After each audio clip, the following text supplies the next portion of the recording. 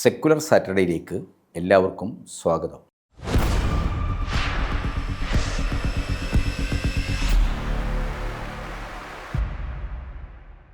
ഈ ശനിയാഴ്ച secular Saturday പരിശോധിക്കുന്നത് കഴിഞ്ഞ ദിവസം കേരള നിയമസഭയിൽ കേരളത്തിൻ്റെ മുഖ്യമന്ത്രിയായിരിക്കുന്ന മിസ്റ്റർ വി ഡി സതീശൻ നടത്തിയിട്ടുള്ള അത്യന്തം അപലപനീയമായ സോവിയറ്റ് യൂണിയനും സ്റ്റാലിനുമെതിരായിട്ടുള്ള ആക്ഷേപങ്ങളെ സംബന്ധിച്ചാണ്. ചരിത്രത്തെ അതിൻ്റെ വസ്തുനിഷ്ഠതയിൽ മനസ്സിലാക്കുക എന്നത് ചരിത്രത്തെ അതിനെ നിർണയിച്ച ശരിയായ സംഭവങ്ങളിൽ നിന്നും വിവരങ്ങളിൽ നിന്നും മനസ്സിലാക്കുക എന്നത് ഒരു രാഷ്ട്രീയ പ്രവർത്തകൻ്റെ, ഒരു ചരിത്ര വിദ്യാർത്ഥിയുടെ പ്രാഥമികമായ ഉത്തരവാദിത്തമാണ്.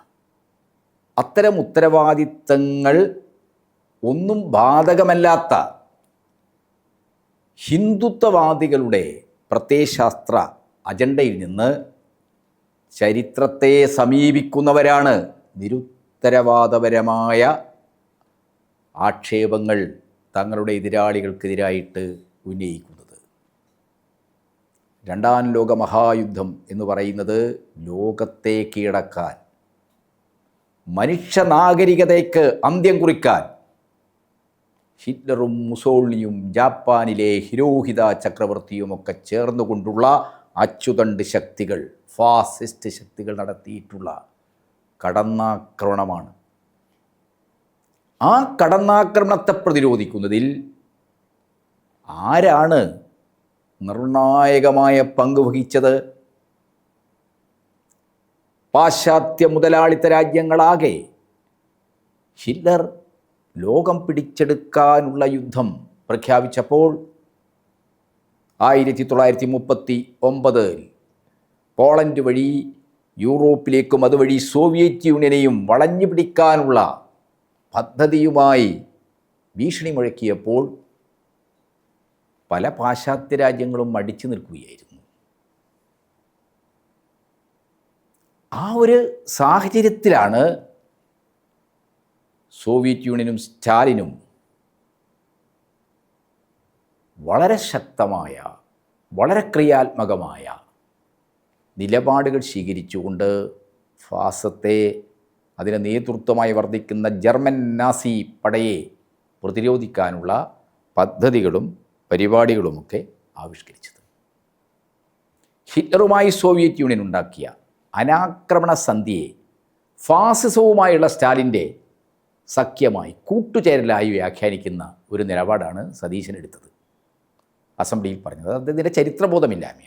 നാസി ആക്രമണങ്ങളെ പ്രതിരോധിക്കാൻ സ്റ്റാലിൻ 1939 തന്നെ ശ്രമിച്ചിരുന്നു എന്ന കാര്യമാണ് സതീശന് അറിയാത്തത്. സോവിയറ്റ് യൂണിയനും ബ്രിട്ടനും ഫ്രാൻസും ചേർന്നുകൊണ്ട് നാസികൾക്കെതിരെ ഒരു സുരക്ഷാ സഖ്യം രൂപീകരിക്കാനുള്ള സ്റ്റാലിൻ്റെ നീക്കങ്ങൾ എന്തുകൊണ്ടാണ് നടക്കാതെ പോയത്? അനാക്രമണ സന്ധിയെക്കുറിച്ച് പറയുന്ന മിസ്റ്റർ സതീശൻ ചരിത്രത്തിൽ നിന്ന് ആ കാര്യങ്ങൾ മനസ്സിലാക്കണം. ബ്രിട്ടനും ഫ്രാൻസും അത്തരമൊരു സുരക്ഷാ സഖ്യത്തിന് തയ്യാറായില്ല.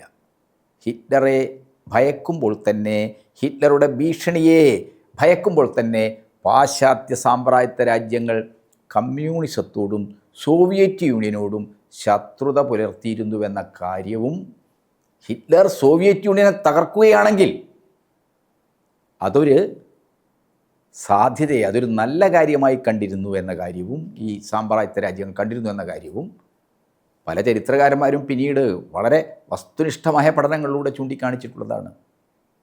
ഹിറ്റ്ലറുടെ ലോകം കീഴടക്കാനുള്ള സൈനിക നീക്കങ്ങളെ സോവിയറ്റ് യൂണിയന് നേരെ തിരിച്ചുവിടാൻ കഴിയുമോ എന്ന ആലോചനയും ബ്രിട്ടനും ഫ്രാൻസും അതേപോലെ അമേരിക്കയ്ക്കും ഒക്കെ ഉണ്ടായിരുന്നു എന്ന കാര്യവും ചരിത്രം പഠിച്ച എല്ലാവർക്കും അറിയാം.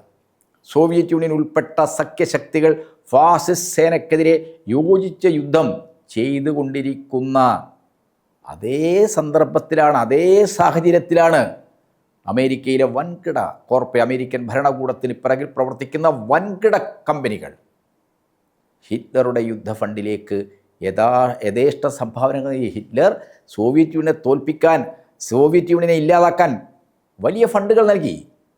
ഫോർഡും ജനറൽ മോട്ടോഴ്സും റോയൽ ഡച്ചസിലും എണ്ണരംഗത്തെയും മോട്ടോർ രംഗത്തെയും വൻകിട കുത്തകകൾ അമേരിക്കൻ കമ്പനികൾ ഹിറ്റ്ലറെ വലിയ രീതിയിലുള്ള ഫണ്ട് നൽകിക്കൊണ്ട് സഹായിച്ചിരുന്നു. ഹിറ്റ്ലർ സോവിയറ്റ് യൂണിയനെ തകർക്കുമെന്ന ആഗ്രഹമനുസരിച്ചായിരുന്നു നാസികളുടെ യുദ്ധഫണ്ടിലേക്ക് അമേരിക്കൻ കുത്തകകൾ ഇഷ്ടം പോലെ സ്വർണ്ണ നാണയങ്ങൾ നൽകിയത്. കാരണം യുദ്ധമുഖത്ത് എവിടെയും മാറാൻ കഴിയുന്ന സ്വർണ്ണ നാണയങ്ങൾ.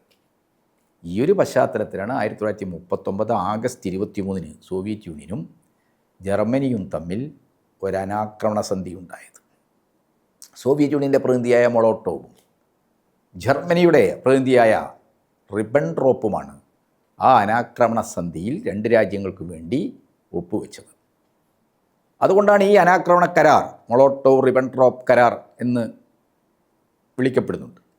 ഹിറ്റ്ലറും മുസോളിനിയുമൊക്കെ കമ്മ്യൂണിസ്റ്റുകാരെയാണ് മുഖ്യ ശത്രുക്കളായി കണ്ടത്. അനാക്രമണ സന്ധി ഫാസിസം ഭൂമുഖത്ത് സൃഷ്ടിക്കാൻ പോകുന്ന വിപത്തുകളെ ശക്തമായി നേരിടാൻ ആവശ്യമായ സമയം, സൈനികമായ തയ്യാറെടുപ്പിനുള്ള സമയം സോവിയറ്റ് യൂണിയൻ ആവശ്യമാണെന്ന ഒരു സൈനിക തന്ത്രത്തിൻ്റെ, ഒരു യുദ്ധതന്ത്രത്തിൻ്റെയും അത്തരത്തിലുള്ളൊരു കണക്കുകൂട്ടലിൻ്റെയും ഭാഗമായിട്ടാണ് സ്റ്റാലിൻ നയിച്ചിരുന്ന സോവിയറ്റ് യൂണിയൻ ഉണ്ടാക്കിയത്.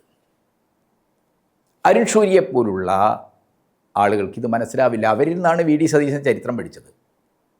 അതുകൊണ്ടാണ് വി ഡി സതീശന് രണ്ടാം ലോക മഹായുദ്ധത്തിൽ 2 ഘട്ടങ്ങളുണ്ടെന്ന കാര്യമാണ് മനസ്സിലാക്കാൻ കഴിയാത്തത്. ആദ്യഘട്ടം എന്ത് 18 മാസക്കാലം നീണ്ടു നിന്നതാണ്. രണ്ടാമത്തത് 4.5 കൊല്ലക്കാലം നീണ്ടു നിന്നു.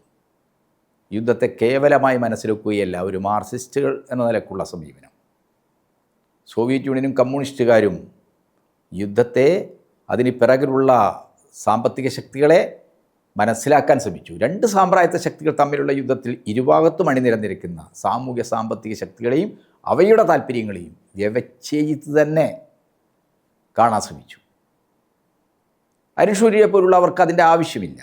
അവർ യുദ്ധത്തിൽ സാമ്രാജ്യത്വത്തിൻ്റെ പക്ഷത്താണ്. ഫാസത്തെയും സാമ്രാജ്യത്തെ സഹായിക്കുന്ന സമീപനം. അരുൺ ഷൂരിയുടെ ലേഖനത്തിലും പുസ്തകത്തിലൊക്കെ സാമ്രാജ്യത്വത്തെയും ഫാസത്തെയും സഹായിക്കുന്ന സമീപനമാണുള്ളത്.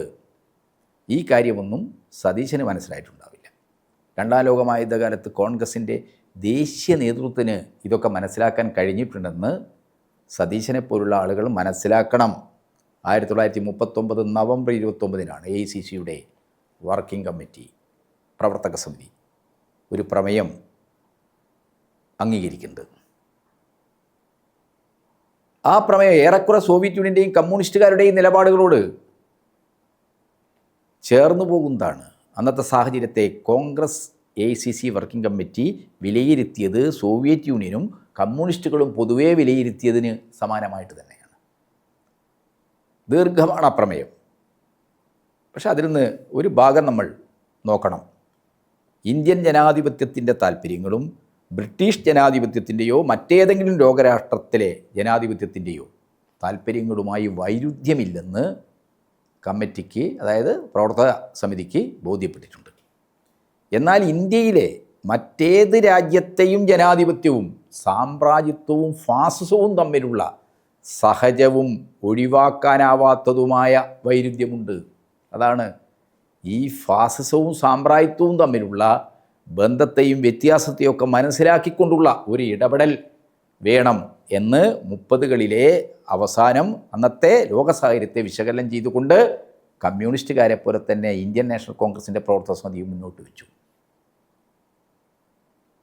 ദേശീയ സ്വാതന്ത്ര്യ സമര നേതൃത്വത്തിനോ കമ്മ്യൂണിസ്റ്റ് പാർട്ടിയുടെ നേതൃത്വത്തിനോ അന്നത്തെ സാഹചര്യങ്ങളെ വിലയിരുത്തുന്നതിൽ ഗൗരവാവഹമായ ഭിന്നത, വ്യത്യാസങ്ങൾ, അഭിപ്രായ വ്യത്യാസങ്ങൾ ഉണ്ടായിരുന്നില്ല എന്നാണ് കാണേണ്ടത്. പക്ഷേ ക്വിറ്റ് ഇന്ത്യ സമരവും ഫാസിസ്റ്റ് വിരുദ്ധ യുദ്ധത്തിൻ്റെതായ സാഹചര്യവും ഉന്നയിക്കുന്ന സമസ്യകളെ ആ കാലത്തിൻ്റെ, ആ സാഹചര്യത്തിൻ്റെ സമൂർത്തതയിൽ മനസ്സിലാക്കാനും ശരിയായി സമീപനം സ്വീകരിക്കാനും തയ്യാറല്ലാത്ത ഹിന്ദു മഹാസഭയുമായി RSSുമായി ബന്ധപ്പെട്ട കോൺഗ്രസ് നേതാക്കളാണ് കമ്മ്യൂണിസ്റ്റുകാർക്കെതിരായി ആക്ഷേപങ്ങളുമായി ആ കാലത്ത് രംഗത്ത് വന്നത്. ബോംബെ AICC സമ്മേളനത്തിൽ ക്വിറ്റ് ഇന്ത്യ പ്രമേയം അംഗീകരിച്ച ഉടനെ സമ്മേളന പന്തലിൽ വെച്ച് തന്നെ ഗാന്ധി ഉൾപ്പെടെയുള്ള നേതാക്കളെ, ജവഹർലാലിനെ പോലുള്ള നേതാക്കളെ അറസ്റ്റ് ചെയ്തു. അലഹബാദിലെ AICCയുടെ ഓഫീസ് പോലീസ് അടച്ചു പൂട്ടി സീല് വെച്ചു.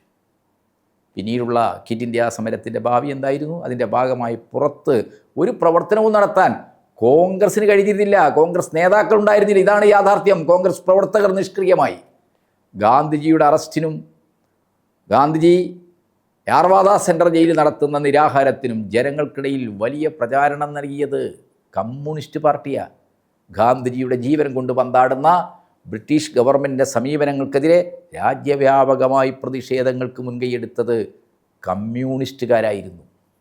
ഇന്ത്യൻ കമ്മ്യൂണിസ്റ്റ് പാർട്ടിയുടെ അന്നത്തെ ജനറൽ സെക്രട്ടറി ആയിരുന്ന സഖാവ് PC ജോഷി പാർട്ടി കേന്ദ്ര കമ്മിറ്റിക്ക് വേണ്ടി ഇറക്കിയ പ്രസ്താവനയിൽ ഗാന്ധിജിയുടെ ജീവൻ കൊണ്ട് പന്താടുന്ന ബ്രിട്ടീഷ് ഗവൺമെൻറ് നയങ്ങൾക്കെതിരെ ശക്തമായ പ്രതിഷേധങ്ങൾ ഉയർത്തിക്കൊണ്ടുവരാൻ പാർട്ടി മുന്നിട്ടിറങ്ങുമെന്ന് പ്രസ്താവിച്ചു. രാജ്യമെമ്പാടുമുള്ള പ്രതിഷേധങ്ങൾക്ക് സമരം കൊടുത്തു, നേതൃത്വം കൊടുത്തു കമ്മ്യൂണിസ്റ്റ് പാർട്ടി. ക്വിറ്റ് ഇന്ത്യ സമരത്തിൻ്റെ ഭാഗമായി ബ്രിട്ടീഷ് സർക്കാരിനെതിരെ നടന്ന പ്രവർത്തനങ്ങൾ, ചില ബോംബ് ആക്രമണങ്ങൾ സംഘടിപ്പിച്ചത് ജയപ്രകാശ് നാരായണൻ്റെ നേതൃത്വത്തിലുള്ള സോഷ്യലിസ്റ്റുകളാണ്. അവർ ജയിൽ ചാടി പുറത്തു വന്നു. അതിൻ്റെ ഭാഗമായിട്ടാണ് മലബാറിൽ കീഴരിയൂർ ബോംബ് കേസ് ഉണ്ടാകുന്നത്, ഫറൂഖിൽ പാലത്തിൽ ബോംബ് വെക്കുന്ന സംഭവം ഉണ്ടാകുന്നത്. രാജ്യവ്യാപകമായി ഗാന്ധിജിയുടെ അറസ്റ്റിനെതിരായി നടന്ന പ്രതിഷേധ പ്രകടനങ്ങളും അതിന് നേരെ നടന്ന പോലീസ് മർദ്ദനവും വെടിവെപ്പുമെല്ലാം പ്രക്ഷുബ്ധമായൊരു രാഷ്ട്രീയ സാഹചര്യം സൃഷ്ടിച്ചപ്പോൾ ഭൂരിപക്ഷം കോൺഗ്രസ് നേതാക്കളും നിഷ്ക്രിയമാവുകയാണ് ഉണ്ടായത്. പ്രവർത്തന രംഗത്തുണ്ടായിരുന്നില്ല. ക്വിറ്റ് ഇന്ത്യ സമരത്തെ തുടർന്ന് ജയിലിലടക്കപ്പെട്ടവരുടെ പട്ടിക KPCC പ്രസിദ്ധീകരിച്ചിട്ടുണ്ട്. മലബാറിൽ നിന്നുള്ള 600-ലേറെ പേർ വരുന്ന ആ പട്ടികയിൽ 340 പേരും കമ്മ്യൂണിസ്റ്റുകാരായിരുന്നു. ബാക്കി ഭൂരിപക്ഷം പേരും സോഷ്യലിസ്റ്റുകളും നാമമാത്രമായി കോൺഗ്രസ്സുകാരുമായിരുന്നു. ക്വിറ്റ് ഇന്ത്യ സമരത്തിൻ്റെ പേരിൽ അരുൺ ഷൗരിയുടെ വാദങ്ങൾ ഏറ്റെടുത്ത് കമ്മ്യൂണിസ്റ്റുകാരെ ആക്ഷേപിക്കുന്നവർ ചരിത്രത്തിൻ്റെ ഈ അനിഷേധ്യ സത്യങ്ങളെ മനസ്സിലാക്കണമെന്നാണ് പറയാനുള്ളത്.